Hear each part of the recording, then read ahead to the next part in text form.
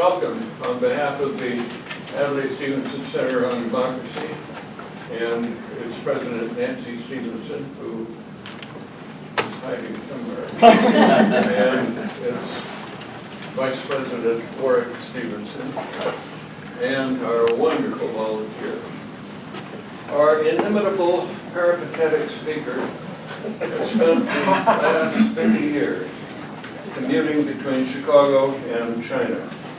He currently serves as professor at the Beijing Foreign Studies University School of Law, but also has faculty appointments at the China University of Political Science and Law, the Tsinghua Temple University Law School, Chicago Kent College of Law, where he is seconded to China, teaching U.S. corporation law, at Northwestern's Kellogg School as Adjunct Professor in Global Initiatives and Management, at Helsinki School of Economics, teaching its program on China as an emerging market, and guest professor at Beijing Language and Culture University in the College of International Finance.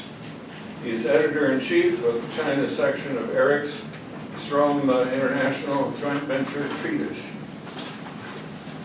John is my successor as chairman of the U.S. Midwest Japan Association and the founder of Transforming Asia North America, TANA. This seasoned businessman and lawyer has established business operations around the world. A frequent speaker, he has also led multiple trade and education missions to China.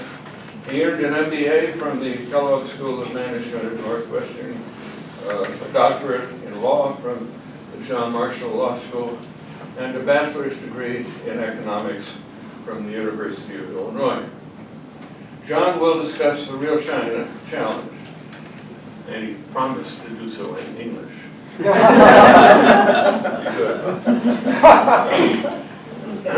And remember, friends, that in the words of Alan Toynbee, challenge is another word for opportunity.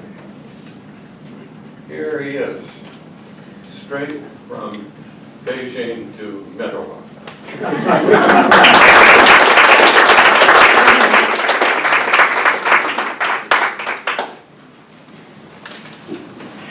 I've always found Senator Stevenson tough to follow.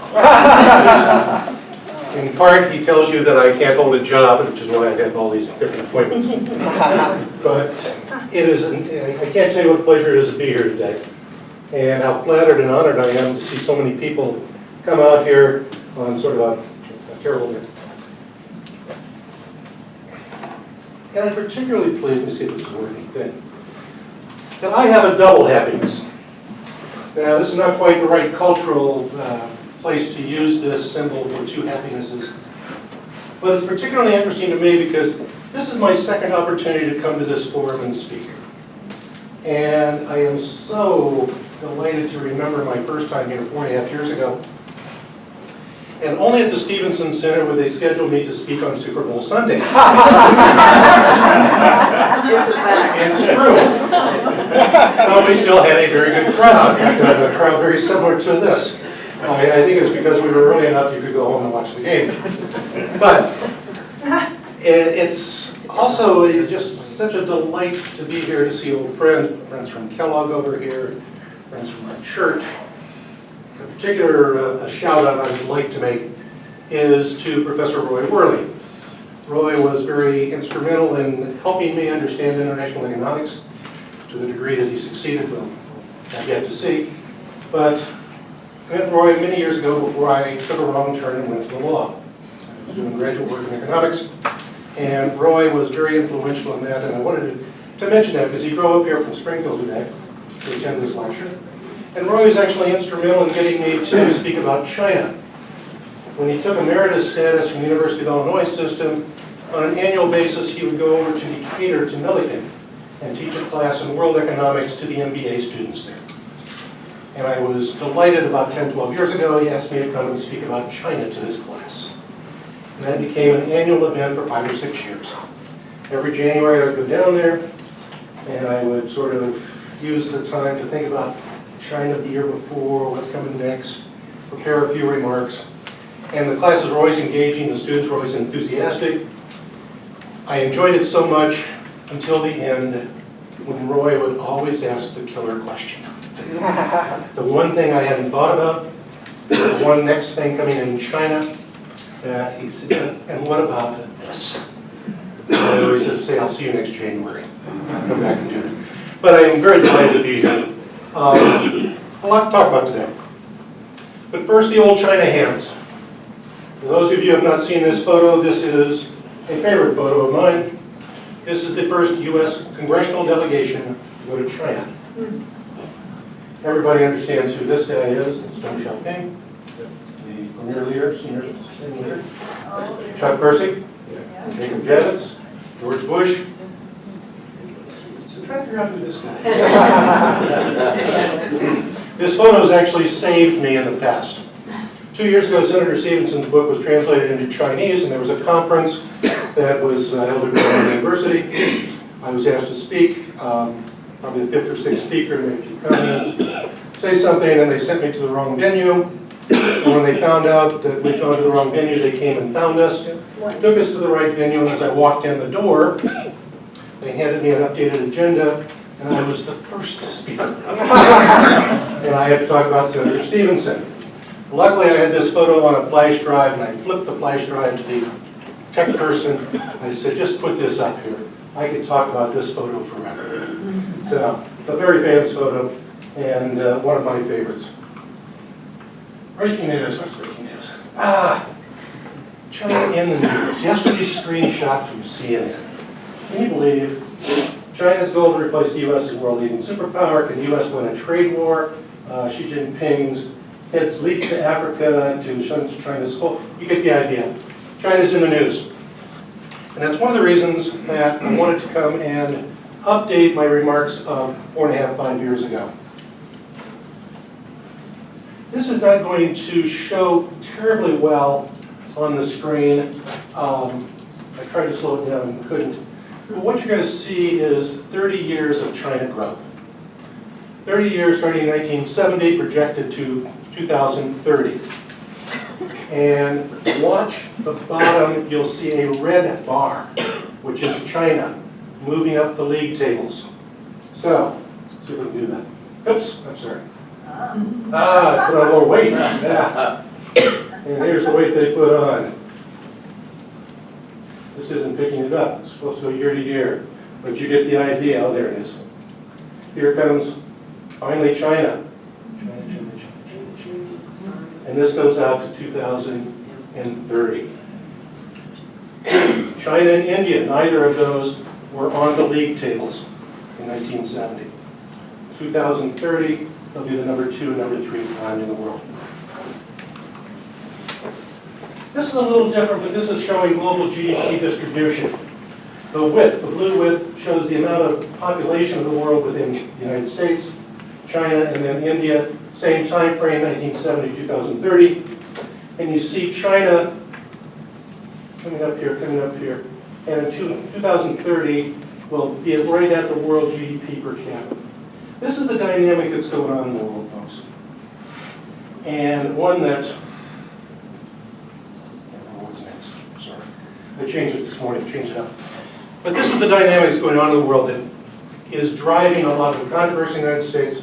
And what I really wanted to do was tell you how I come to this topic of the real China challenge. When I talked to you 5 years ago, I defined the real China challenge as a Chinese commitment to education, a Chinese commitment to research and development, and a Chinese commitment to next generation technology. And what I want to do today is update some of that, but also show you how that this is the most important thing going on in the trade dispute now between the United States and China. This next generation technology, this next generation research and development. So, this comes from my course in Finland. About 7 years ago at the Helsinki School of Economics, now part of Aalto University, they said, would you come and talk to us about China? So I put together this program. It's an interesting program they do there. They do an entire semester in 3 weeks. So you teach 3 hours a day, 5 days a week for 3 weeks, but it's the only course the students have. So I give them a long reading list, and we get together just intensely for 3 weeks and talk about this. And it's got 6 sort of buckets or categories or something. One is history, because you can't understand Chinese history without understanding the last 200 years, starting with the Opium War. And I oftentimes start with this picture. If it were the winter time and I grew my white beard and stood next to this guy, you might know who he is. It's my great-great-grandfather, the Reverend Theodore Rogers. He was born in Kentucky in 1832, moved to Southern Illinois that same year, 1832. The same year the Stevenson family moved to Illinois. The big difference was the Stevenson family was smart enough to take the fertile farmland of central Illinois, and my people stayed in the hills and the hollows. He rode horseback in southern Illinois, preaching the gospel as a Methodist minister. But I put it up there not for that, but to tell you the time frame of what's going on. In 1830, there were 12 million people in the United States. A lot of them were slaves. The United States didn't make a dimple on the world GDP. At the same time, in 1830, China had 400 million people and was responsible for about 1/3 to 35% of the world GDP. That was China. And it was also the start of the Opium War. The Brits call it the Treaty War. And now we've had 2 centuries of humiliation in China and the entire almost collapse of China to the point where 50 years ago, before Deng Xiaoping, and 35 years ago, China was down in the single digits in world GDP, from 35% to 25%. And it's important to understand this. So we also talk about the social issues in China, demography, talk about pollution, talk about one-child issues. Another thing we talk about is sort of the business, and a lot of business case studies, how companies have tried to come to China, some of the nuts and bolts issues. We talk about outbound Chinese investment to the world, and what I now call China to the world because of the Belt and Road Initiative, where China is trying to open up trade routes along the old Silk Road and the Maritime Silk Road to develop that. The section we'll talk about today is the Real China Challenge, and the last section is called Big Questions. You know, if I've had students for a semester and they've read all this stuff, they ought to be able to talk intelligently about whether the Beijing model is an appropriate model for other developing countries. All of these sort of democracy questions. So it's a fun class, and I've taught it in Finland about 5 times, and I teach it in China to foreign students. We've done it at Kellogg, calling different things in different places. But it's always a lot of fun because you talk about change. This is a daily change. So, what am I going to do today? This is how I come to this issue of Real China Challenge. I'm going to talk about 4 things today. Oops. Where's our tech guy? Oh, my animation is gone. Sorry. These were supposed to come in and roll in. I'm sorry. But you get the idea. Talk about the Real China Challenge. I want to go back 4.5 years just for a couple of minutes to talk about a baseline, the foundation of what we want to talk about today. We want to update it here, what I call the Real China Challenge 2.0. We're going to talk about Made in China. If you've followed any of the trade disputes, you've seen that this is a central and a key issue between the United States and China. What is it that matters, and what next does it matter? Or more appropriately, is there anything we can do in the light of the current administration? These are the 4 things we want to talk about. So, Real China Challenge 1.0. 3 things, excuse me. Commitment to education. And these were just a couple of slides from the last time we were together. Just demonstrating that the Chinese are on top of sort of world, and this was a slide from the presentation 5 years ago, demonstrating the extraordinary increase. This is from 2007 through 2012, to almost 200,000 students, number of Chinese students overseas, international. The other thing we talked about in that little section is, what are these students studying? Are they studying English literature, medieval history? They're not really doing that. It's all STEM stuff, folks. Science, technology, engineering, and math. There are a few exceptions of business people. I deal with a lot of Chinese lawyers and law students who want to come and get advanced degrees in the United States. But it's heavily involved in STEM issues. Commitment to research and development. Last time I demonstrated a bunch of material to you using as proxies patent filings and publications, research publications, to demonstrate sort of where the Chinese are going in this. You've got one. These are research publications by the Chinese and how they've sort of taken off compared to everybody else. And the projection for patents or patents at the time, this was here. And for the most part, they've sort of done that. Now, we'll also talk about next generation technologies. At the time, I don't know, we probably had 15 or 20 that we went through 5 years ago. High-speed rail, wind, solar. The high-speed rail is just extraordinary. Yeah, if you've been to China, been on one, you know exactly what I'm talking about. Hacking, in fact, the teleprompter for President Obama. This is now coming into fruition. This is the C919, a Comac plane, similar to a Boeing 737, but a commercially developed carrier. This was projected at the time. They now are doing air testing, quality assurance, getting certifications from the various places around the world before it's now being sold. And if you read the Boeing projections, you find that something like 60 or 65% of the ongoing aircraft purchases in the world will be made by China in the next period of time. And in 2013, China boasted the world's fastest supercomputer. Now, China was sort of the center there, everything was revolving around it. I talked a little bit about U.S. technology not keeping up at the time. And finally, I offered a few items that I thought we needed to do, which is reform education, reform immigration, and reform our attitudes towards China. It probably comes as no surprise to you that none of those reforms have happened. So I guess the search continues. So, what's happened in the last 5 years? And really, I was thinking about it, Nancy Stevenson and I were talking about it. Besides being Super Bowl Sunday, we were moving to China and I was leaving the next morning. Bags were packed, the closets were empty. And this was like the last thing on my to-do list when I came here. And it made for a memorable trip to China the next morning. But what's happened in the last 5 years? Commitment education really does continue. This is a graph. The yellow line shows you the number of potential students in this age range, but the number of students going to university. Even though that segment of the population in China is flat and now declining, in large part due to the one-child policy, you still have a large increase in number of people going to university. And this is sort of the bandwidth here. You see where they're going, and largely going to the United States, of course, UK, other places, but this is where a lot of the Chinese students are off to. An update from that 194,000 year and a half to 18 months ago reported that 1 million international students are now in the United States at the time. And if you note that graph, 32% are from China.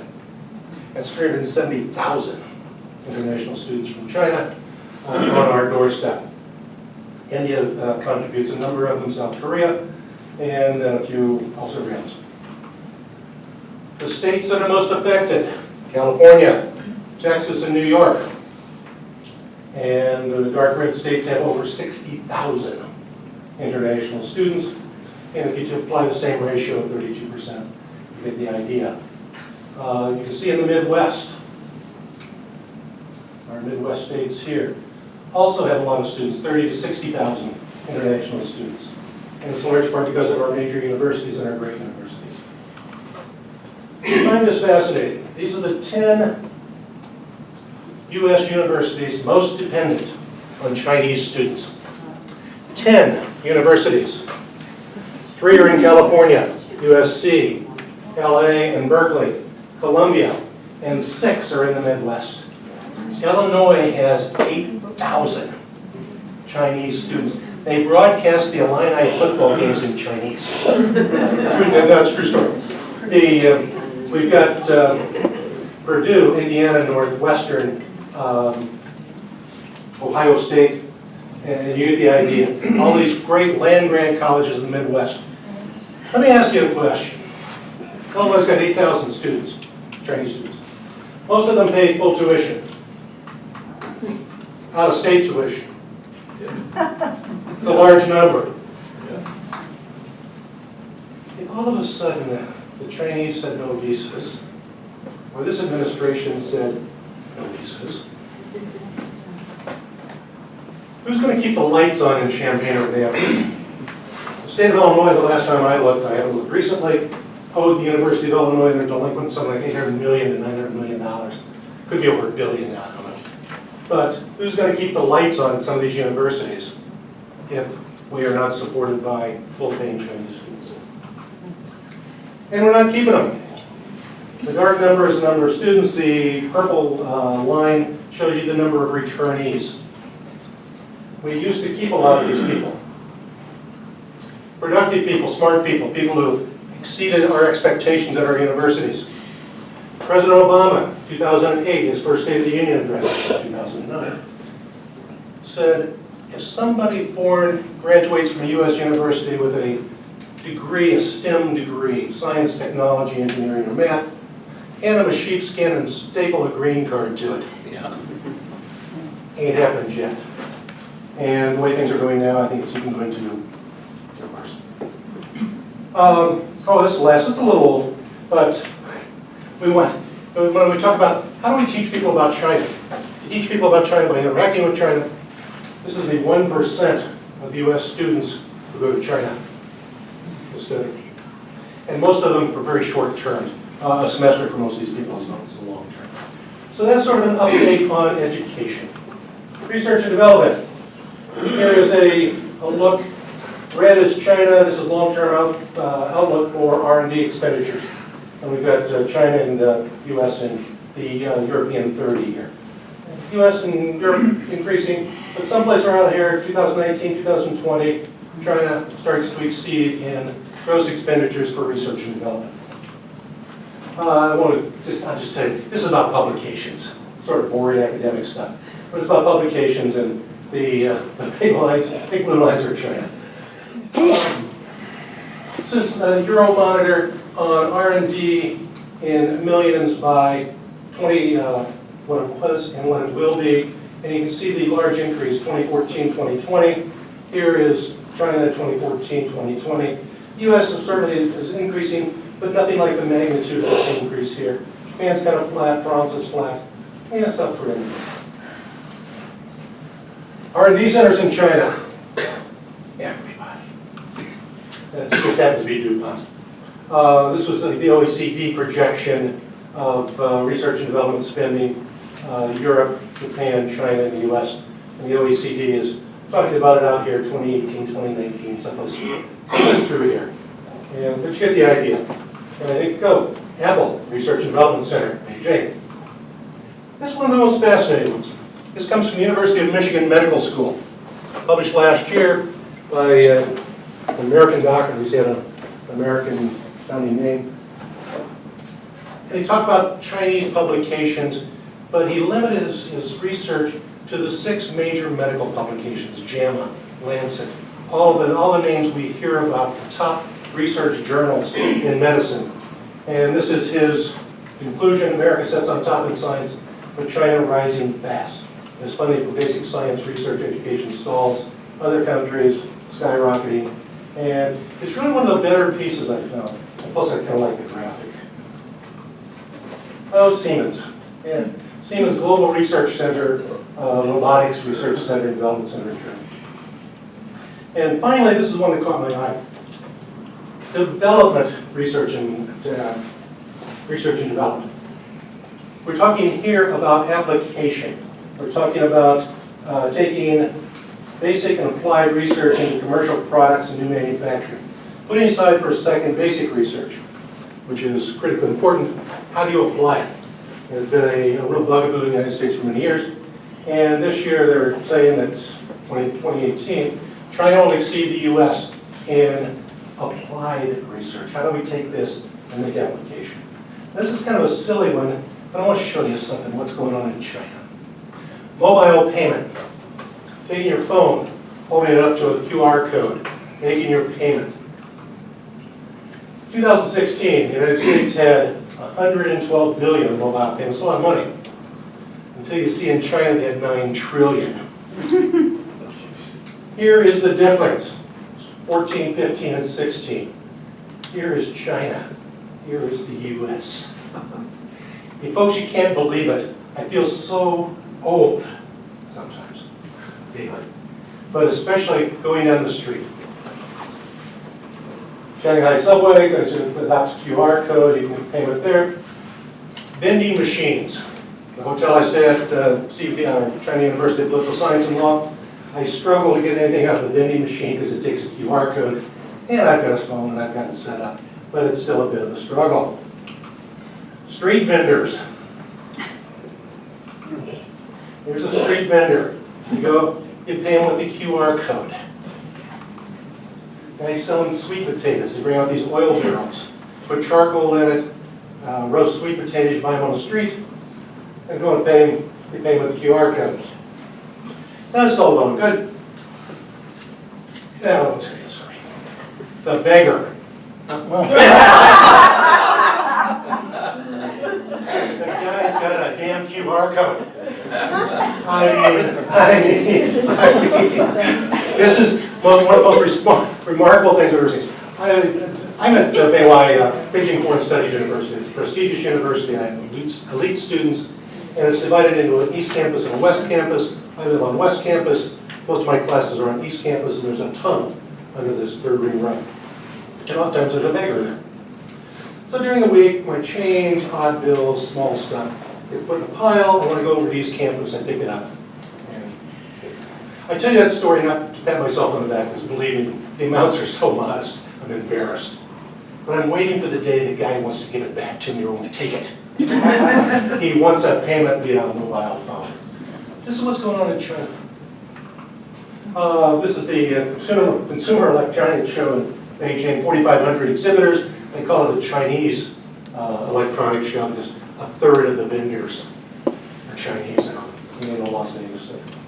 So that's just a couple of things in research and development. Next generation technology. Yeah, here's where it gets a little scary. And I'm going to race through this. I'm going to race through some of this stuff because I don't have my official clock, but I really want to get to questions and answers pretty quick. That's a fun thing for me here. I love the questions. But the future here is digital. And this is the Chinese version of a AMD 86 chip. This one's unlicensed, by the way. I don't have an intellectual property problem with this. But here's the big deal. The Chinese are making their own chips. We talked about the supercomputer, the Chinese supercomputer in 2013, a few minutes ago. Well, the US says it's reclaimed the fastest. God bless us. This is from June. This is the IBM computer. It does 200,000 trillion calculations a second. And this is the speed chart. China's in black, US is in blue, the Japanese are in green. And this is the winner of the fastest. So that's about 2013. It went to here, and then it's all been Chinese since 2013. They've doubled the speed of supercomputers in 2016. Doubled the speed of supercomputers. Now the US now claims they have the fastest supercomputer, and that's great. But China has, of the 500 top, China has 206, US has 124. These are the supercomputers that are doing weather predictions, they're doing all the space stuff. You can imagine, I don't know. But this is kind of scary stuff. 5G, the next level of mobile. They're trying to roll it out in the US. There's talk about nationalizing 5G. They got rejected quickly. But 5 or 6 years ago, the Chinese had a 5G conference. They invited the Japanese and the Koreans and didn't bother to invite the US. This is what's going on. And they're rolling out 5G in China. This is a robot, an artificial intelligent robot. The robot passed the medical exam in China. First time it took the exam, it only scored 100 out of the 800 points. Didn't pass. They gave it 400,000 articles to digest. It digested them, and now it's passed the medical exam. God knows where it's going Next. I hope it's not going here. Artificial intelligence. New. Here's one of those scary things I just want to mention to you. It comes in a different cultural sense. It comes in a different cultural sense of privacy or privacy. It comes in a different cultural sense of what you can do. They're cloning certain things in China today that probably would not be allowed here. And some of the trials for some of these next generation drugs that are going on in China would certainly not pass muster here. Countries, China, millions of people have cancer and diabetes. Government's made pharmaceutical innovation a national priority and providing land grants. Did you get the idea? Here is a virtual reality set that's coming out. Apple has handed over its data. They changed the Chinese law last year for data protection for companies within China. If you maintain data in China, if you operate in China, you have to maintain your data in China. And Apple actually turned it over. Facial recognition. I saw about 15 years ago on a visit to a high-tech park in Shanghai, a model which has now been rolled out in at least Chongqing for facial recognition. I wish I would have put the one picture in there showing how they can identify from a great distance the scores of people in a crowd with facial recognition. And why U.S. companies may lose the race? Largely because of data. To do facial recognition, you need huge reams of data that is protected in the United States. It is available to a lot of these companies in China. So there's a different cultural purview with regard to privacy and such. Let's do that in. And to put more money in it, VC money. Finally, last year, a downturn, VC money going into artificial intelligence in China is here, exceeding VC money going into artificial intelligence in the United States. Different values, that's what I've been talking about, so I'm not spending time on that. Oh, my WeChat account now has a divorce button. I hit the divorce button. It makes me an appointment at the divorce agency at the local government. I don't know why I put this in here. It just came up, and it was just so bizarre that I didn't put it in there. So, China announced last September we're going to do away with the internal combustion engine. Said, you know, we don't have a time frame for it yet, but we're going to do that because it's a polluter, it's not efficient, and we're going to go ultimately to electric, and that's this one, and it's also halted the production of 500 car models. But what does this give us? Well, it's given us 487 electric car manufacturers in China. Now, I don't think all of them are going to make it, but they're all getting government money, and here's a projection for the sale of electric vehicles. This is, let's see, this year, last year was about 500,000, 560,000, and not quite a million this year. I mean, how many electric vehicles sold in the United States last year? Slightly less than 200,000. Tesla has just announced they're building a factory in Shanghai, special deal, and they're going to build 500,000. But they're literally looking to build 5, 6, 8 million electric vehicles a year, and ultimately they will do so. Here's one. Let me see. Oh, how do I put this in here? They've already raised 700 million. These people have raised 3.1 billion, 1.2 billion, 1.2 billion, and only 800 million. So, maybe I didn't. Oh, this really doesn't relate to technology, but it has captivated me so much that I really wanted to share this with you. Beijing, Tianjin, Hebei. Beijing, you know, is the capital. Tianjin is on the coast, low high sea there, and Hebei province sort of connects it. A lot of you have been to China, you've been to Shanghai, you've seen Pudong, where the financial district is. A lot of you have been to South China, you've been to Shenzhen. You've seen this area across from Hong Kong with this extraordinary growth.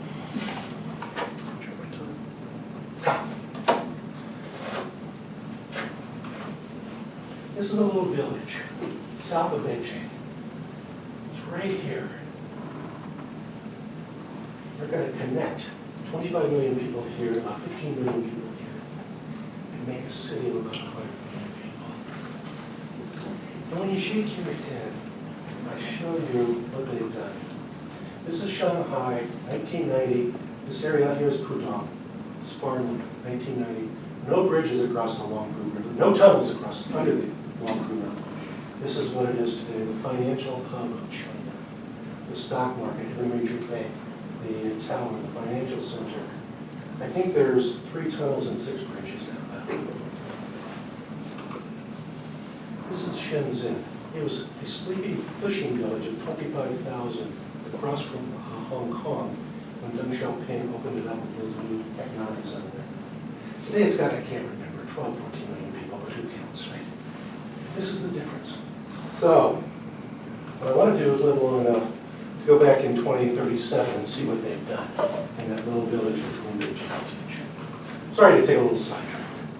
I'm going to quickly race through this, Made in China 2025, because it's important stuff.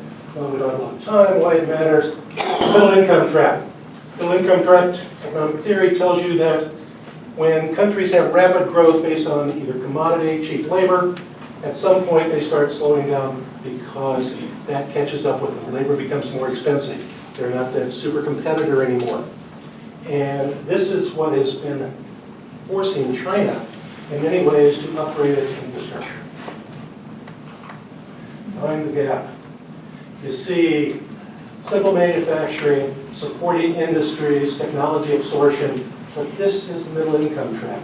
After that, you have to have management and technology producing high quality goods. After that, you have to have full capability, innovation, and such. This is where China wants to go. They've told us this for the last 6, 8, 10 years. China's a planned economy. We're in the middle of the 13th five-year plan. From the 10th and 11th five-year plan, they've been talking about indigenous innovation. We're going to design and make it here. This is not a new concept. They've been doing this for the last 10 years, talking about it, and now they're implementing it.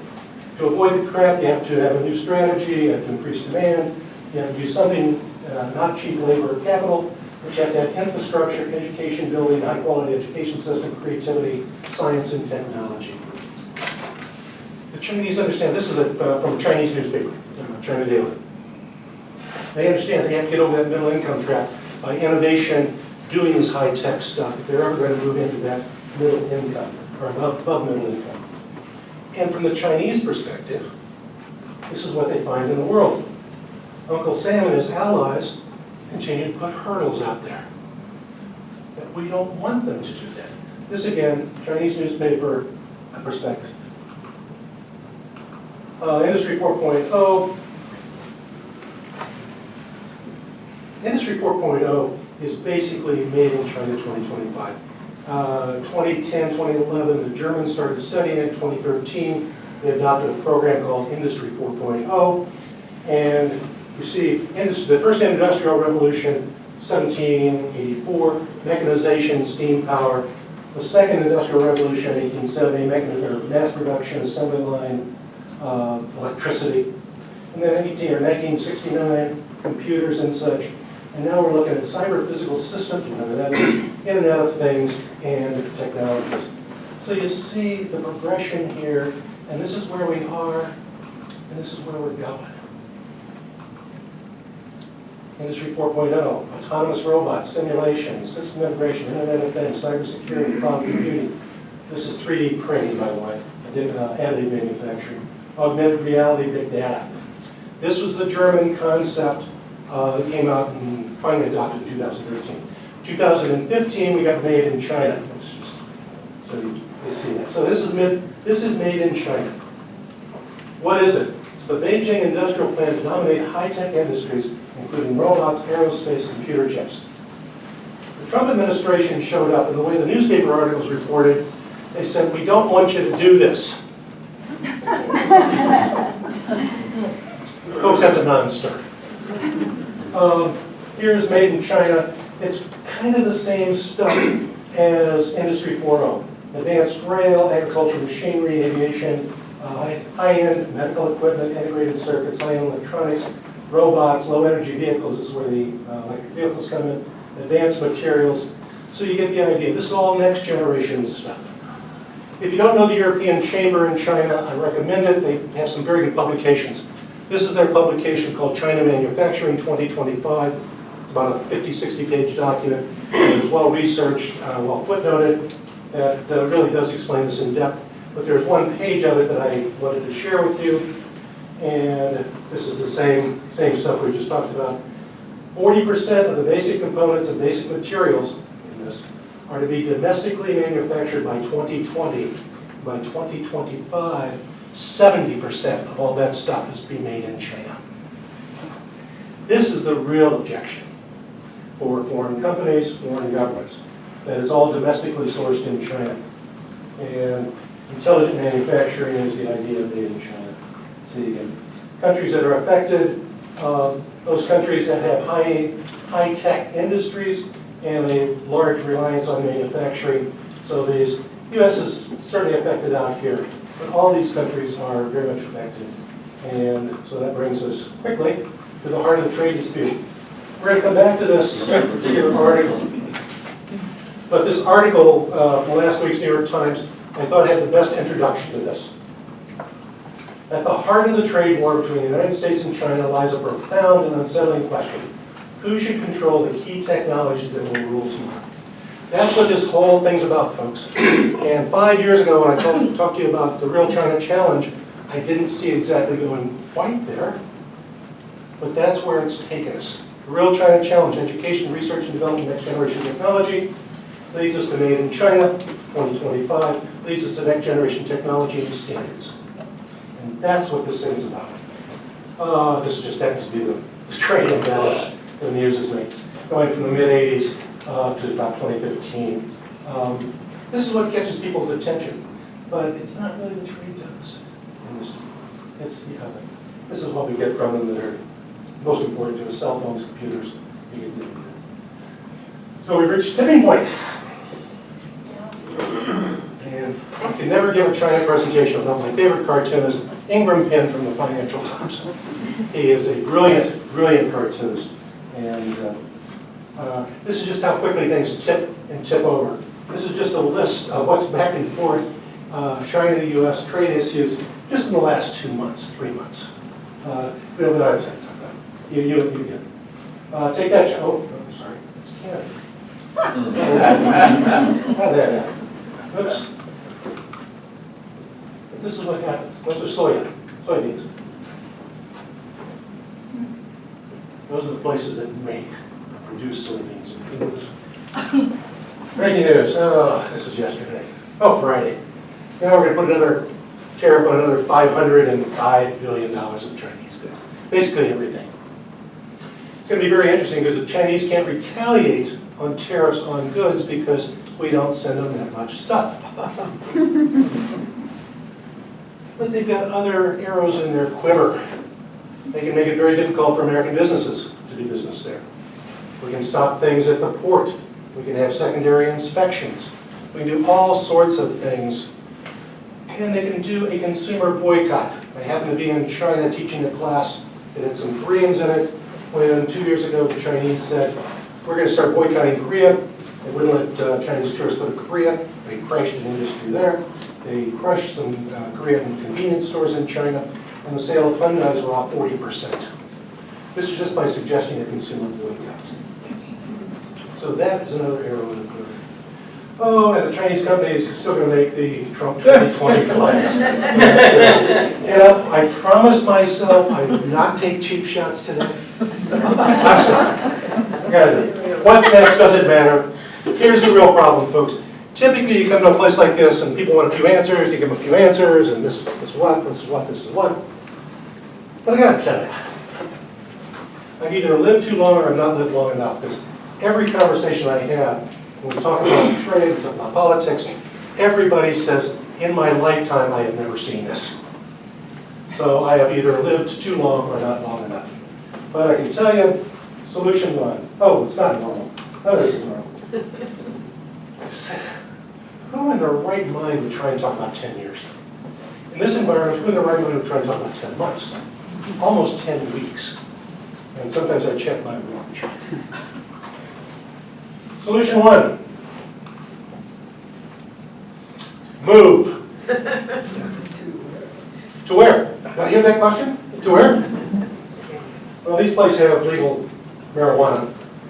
Recreational marijuana is legal in the dark green states, so if you're looking for a place to move, you can try that. Probably not for everybody. There is no normal. Okay, real stuff. Solution 2. Back to my 4.5 years ago, 5 years ago. I'll come back to it. This is not going to happen. China is here to stay. There are people in the United States, and administrations in the United States for the last 30, 40, 50 years that said China is going to collapse. They started saying when they were young people, then middle-aged people, now old people, China will collapse. China is here to stay. We need to coordinate efforts. This is a Chinese football team, playing American football, and an American football team. I was reminded of this particular cartoon by the report that Secretary of Treasury Mnuchin and White House trade person Peter Navarro, outside the conference room in Beijing, where people could hear them and see them, were yelling obscenities at each other. That is not the way you do this, I don't think. But, they did coordinate that. I love this. This went viral in China and then it got pulled off the net. Now, if I could stop it, you would see young Chinese here, old Americans on the side. And this goes back to when young Americans and internationalists were trying to negotiate with old Chinese about the division of countries and different things. So, Made in China 2025 is here and it's not going away. It's here to stay. The Chinese, this is such a non-starter in my mind. The Chinese would never agree to give this up because it gets them to the next level. This is what it's all about. It is getting to the next level and regaining our rightful place on the world stage. That's the part I left out in the history. And when you hear the mantra, regaining our rightful place on the world stage, that is China taking the next step forward, back to when they had 35% of the world GDP, a substantial part of the GDP, substantial influence, and not being held back by foreigners. Cooperation is not surrender. And we have to stop putting square pegs in round holes. This is what we're dealing with tariffs. Almost done. And the difficulty, all the economists in the room, lies not so much in developing new ideas, but in escaping from the old ones. Where began, only a couple more here. An idea. We have to somehow recognize and accept a multilateral approach. How do you go to China and say, don't do this, we want to negotiate this, without your other allies? You can't do it. So, anything good? TPP, this is Thomas Friedman a couple of days ago, talking about how you do this. My personal belief is the Trans-Pacific Partnership and the jettison of that was a huge mistake. I understand some of the politics from the election, but it's an opportunity to share American values with 11 other nations and keep a U.S. presence in the Pacific region that I think is now perhaps forever lost. And finally, don't call the other countries shitholes.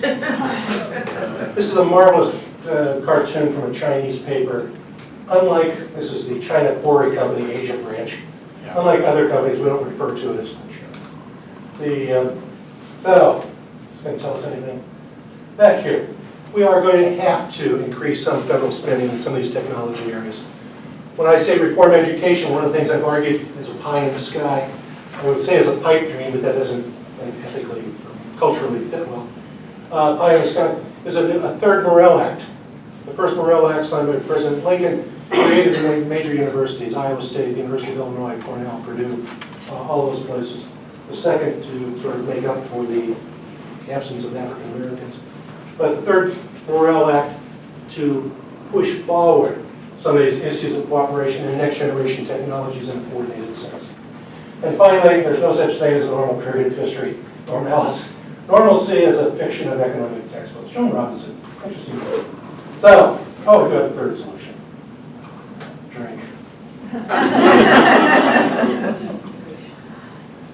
Alcohol, the cause and solution to all of life's problems. Folks, I'm starting to race through this. A lot of it's very high level, I understand. The better news for you is this morning I had twice as many slides.